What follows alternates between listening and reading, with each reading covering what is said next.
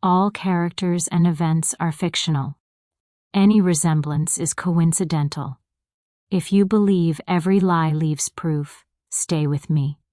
My father always had rules, not the loud kind, not the angry kind, the quiet ones, rules he never explained, rules you weren't supposed to question.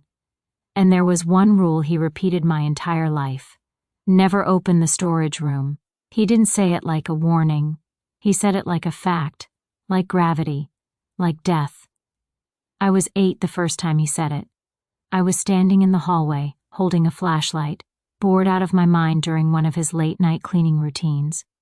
I remember asking, casually, "What's in there?" He stopped moving, didn't turn around, just said calmly, "You don't need to know," and that was that. Growing up in our house meant learning when not to ask questions, because when my father went quiet, something dangerous lived inside that silence. Our house wasn't creepy in the obvious way. No peeling wallpaper, no strange noises at night. It was clean, too clean. Everything had a place. Everything stayed exactly where he wanted it. My father, Daniel Cross, was the kind of man neighbors trusted instantly. Polite, helpful, soft-spoken. The man who shoveled other people's driveways without being asked, who fixed broken fences for free, who smiled with his eyes. But inside the house, he watched everything. What doors I opened, what drawers I touched, what questions I asked. And the storage room. It sat at the end of the basement hallway. Steel door, no window, always locked. It wasn't even labeled, just there. Like it didn't belong to the house. I was 12 when curiosity almost got me punished. My father was out of town. I knew because he'd told me exactly when he'd be back. Precision mattered to him. I went down to the basement with my heart racing, flashlight shaking in my hand. I stood in front of the storage room door. Up close it smelled wrong. Not mold, not dust, plastic, metal, something sterile.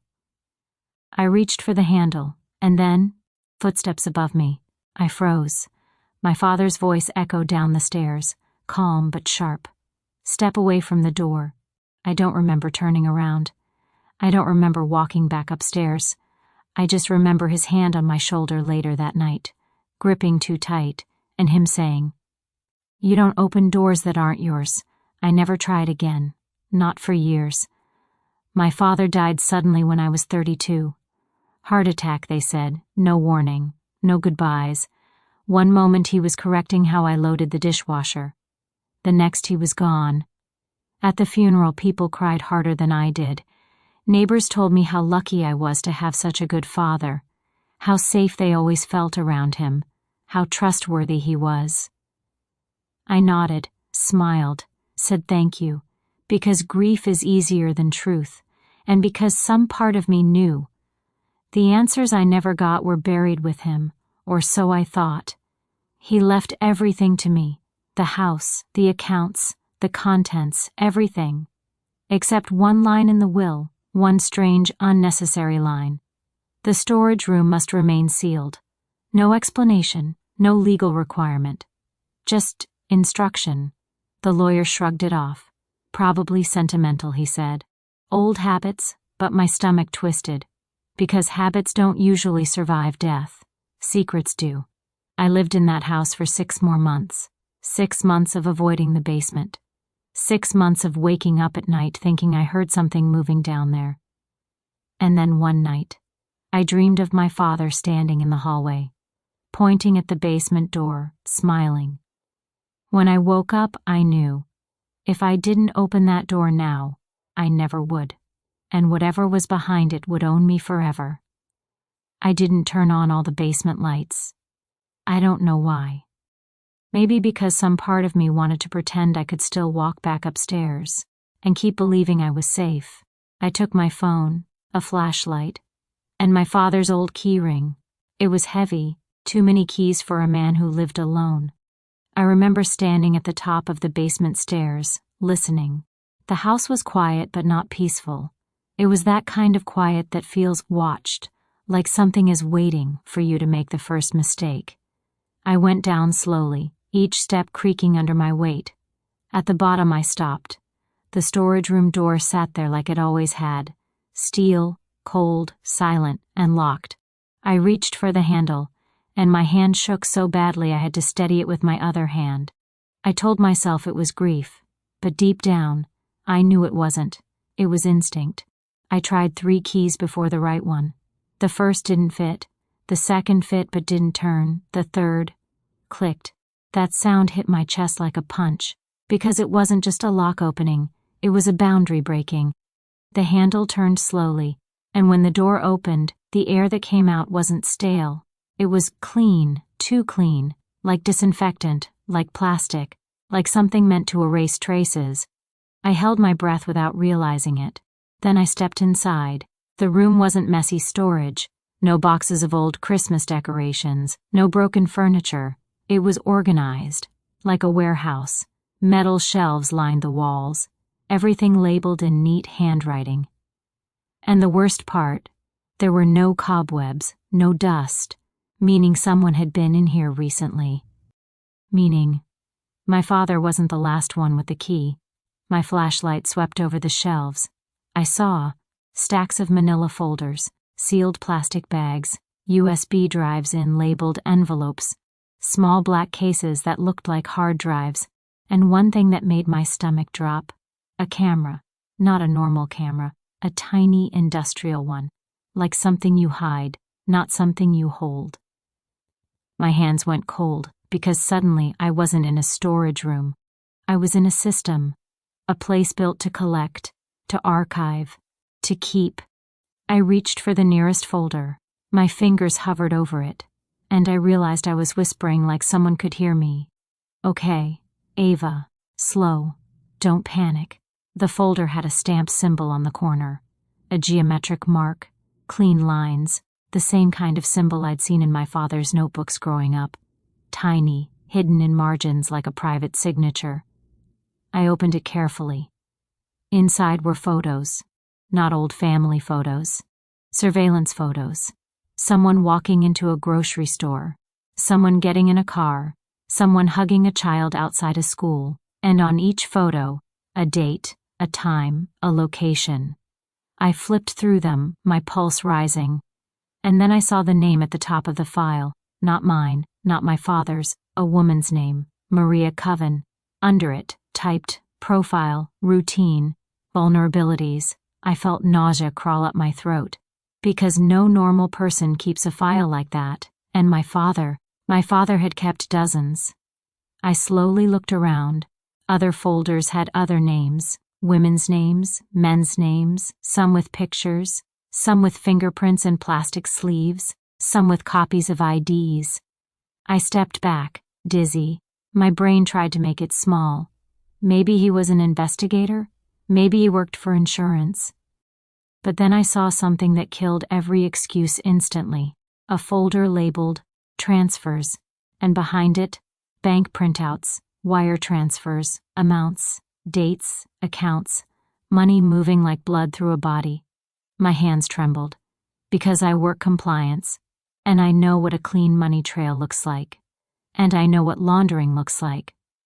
This wasn't storage, this was evidence, or worse, this was planning. There was a locked drawer built into the bottom shelf. It wasn't a normal lock, it was the kind of small keypad lock you'd put on a gun safe. I stared at it. My father loved numbers, rules, codes, and suddenly, without thinking, I typed 315, his wedding anniversary, the one I remembered from that day years ago. The lock beeped once, then turned green. My stomach dropped. Of course it was that. Of course he used something emotional to guard something evil. The drawer slid open. Inside was a single envelope, thick, sealed, with my name written on it. Not Ava, my full name. Ava Hart. My breath caught, because I hadn't told anyone I was coming down here. I hadn't told anyone I was opening it.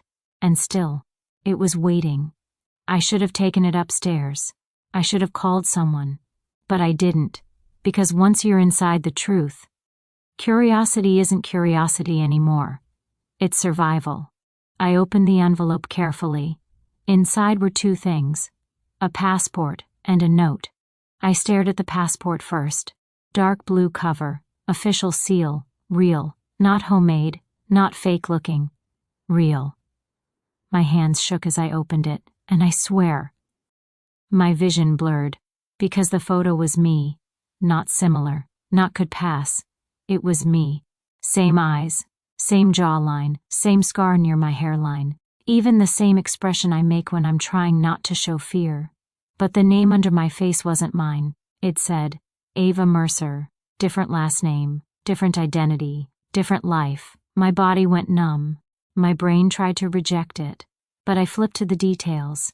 Birth date, my birth date, place of birth, my city, everything matched, except the name. And then I noticed something worse, stamped inside. Issued 6 years ago. 6 years. That means someone made a second Ava, while I was living as the real one. I whispered, barely audible, "What is this?" And then I unfolded the note. 1 sentence, 5 words, in my father's handwriting. "If you open this, run." My knees nearly gave out, because the horror wasn't just the passport. It was what it meant. A second identity with my face could be used for anything: accounts, crimes, travel, fraud, a life, a disappearance, a frame. I backed out of the room slowly, passport still in my hand, note trembling. And as I stepped into the hallway, my flashlight beam hit something on the floor, a thin strip of black tape, right near the ceiling corner. I tilted the light upward, and there it was, a tiny camera, pointed directly at the storage room door, recording, watching, like it wasn't just preserving evidence. It was waiting to see who opened it. I froze, because suddenly I understood something that made my blood go ice cold. This wasn't just my father's secret. It was a trap that expected me. And then, from upstairs, a sound, not a creak, not the house settling, a door, opening, softly. I held my breath, listened, a slow step, then another. My pulse slammed in my ears. Because I was alone. I had been alone. The house was locked. So who? And then my phone vibrated in my hand. 1 notification, unknown number. No caller ID, just a text, 2 words, put IT back. My whole body went cold, because that meant one thing. Someone was watching the camera feed, right now, and whoever it was inside my house. I didn't move, not because I was brave, because fear had glued my feet to the floor. My phone buzzed again in my hand. Another message. Same unknown number. "You shouldn't have gone down there." My chest tightened so hard it hurt to breathe. I turned off my flashlight, stood in complete darkness, and listened. The sound upstairs wasn't loud. It wasn't rushed. Whoever was moving wasn't panicking. They were comfortable. That was the most terrifying part. A floorboard creaked above me. Slow, deliberate, like someone pacing, waiting, testing. I pressed myself against the basement wall, clutching the passport so hard the edges dug into my palm. And in that moment, something clicked inside me. This wasn't a random break-in. This wasn't a thief. This was someone who knew exactly where I was. Because my father had prepared this house like a map, and I had just walked into the center of it. I tried to silently slide my phone into my pocket. But my hand shook, and the passport slipped. It hit the concrete floor with a soft but unmistakable sound. Plastic on stone. Above me. Everything stopped. No footsteps, no movement. Just silence. The kind of silence that tells you someone is listening. Then a voice, from upstairs. Calm. Male. Familiar in the worst possible way.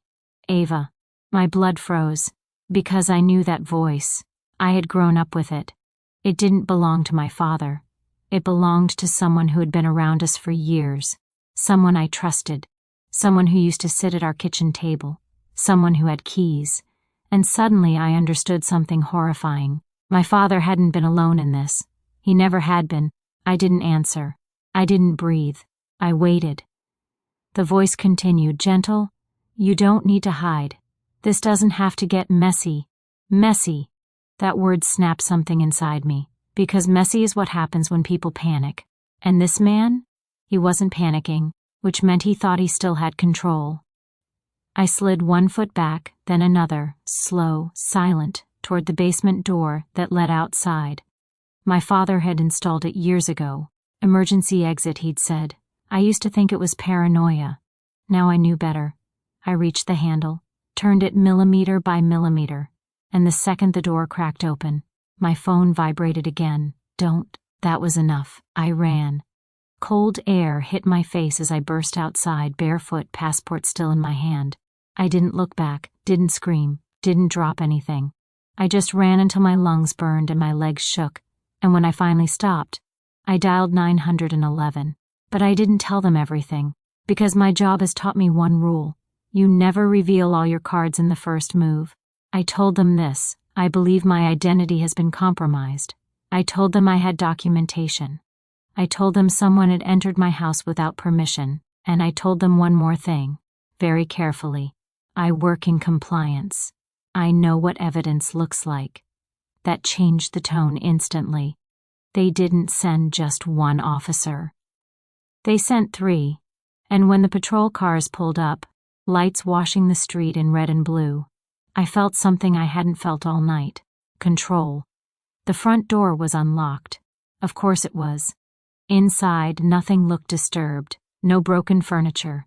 No mess. That was intentional. People who know what they're doing don't leave chaos, they leave doubt. The officers cleared the house room by room. No one inside. No sign of forced entry, and then we went to the basement. I pointed at the storage room. The officer frowned. Why would someone break in just to go here? I swallowed. They wouldn't. And when he opened the door, everything inside was exactly where I left it.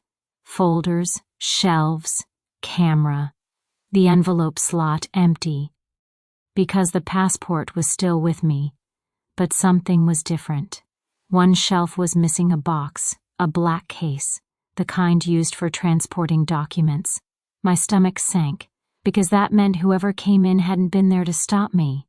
They had been there to retrieve something. One of the officers pointed to the wall.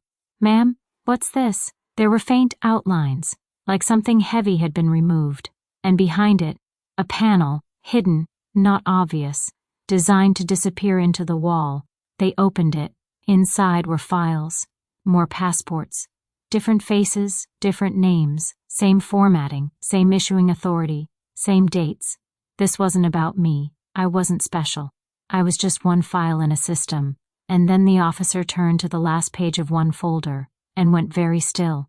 Ma'am, you need to see this. I stepped closer, and my knees nearly buckled, because at the bottom of the file was a photo of me, standing in my own kitchen, taken weeks ago, time-stamped, and beneath it, typed in clean black ink, active. That's when it hit me.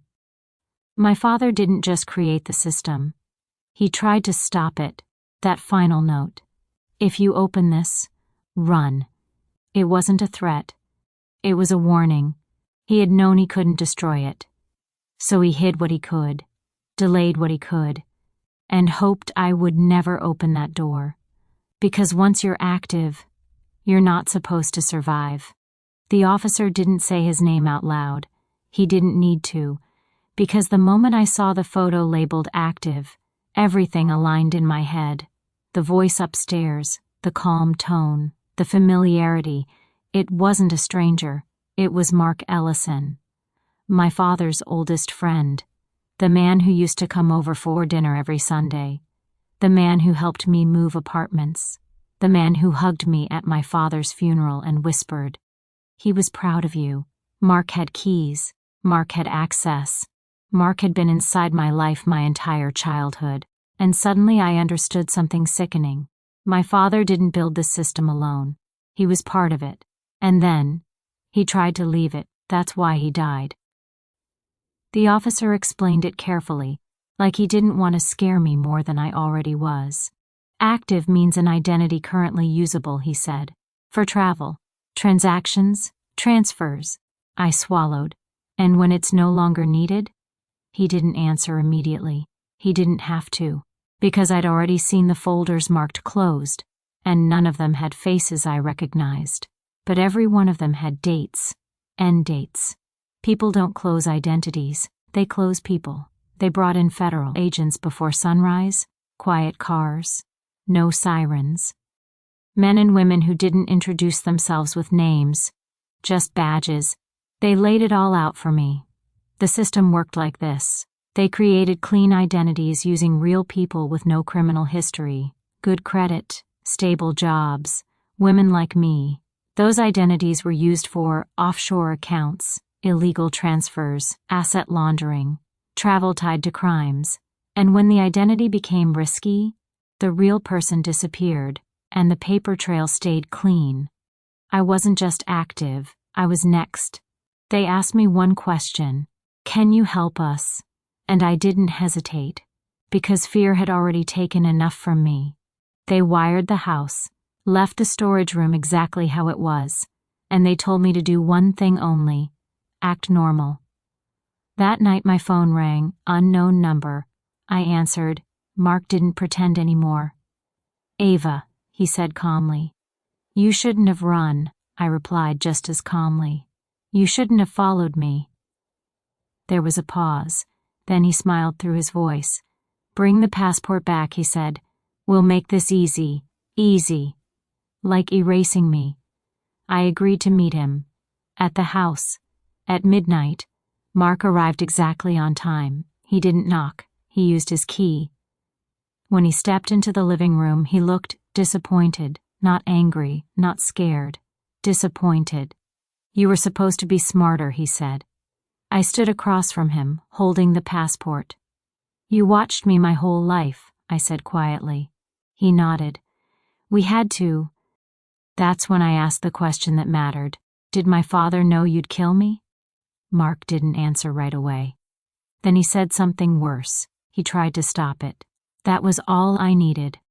I placed the passport on the table and stepped back.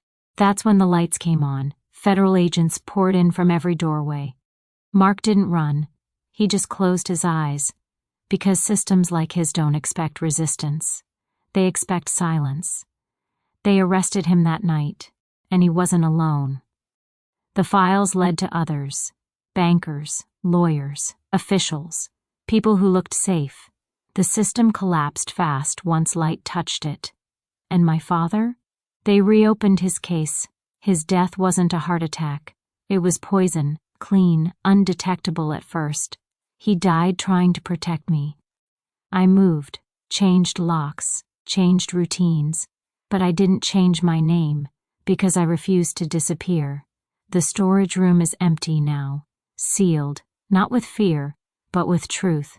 And sometimes I think about how close I came to never opening that door, to staying quiet, to staying safe. People think the most dangerous lies are loud. They're not. They're whispered. They're inherited. They're hidden behind rules. You're never allowed to question. My father told me never to open that door, not because he didn't trust me, but because he knew the truth would demand everything from me. And it almost did, but I survived.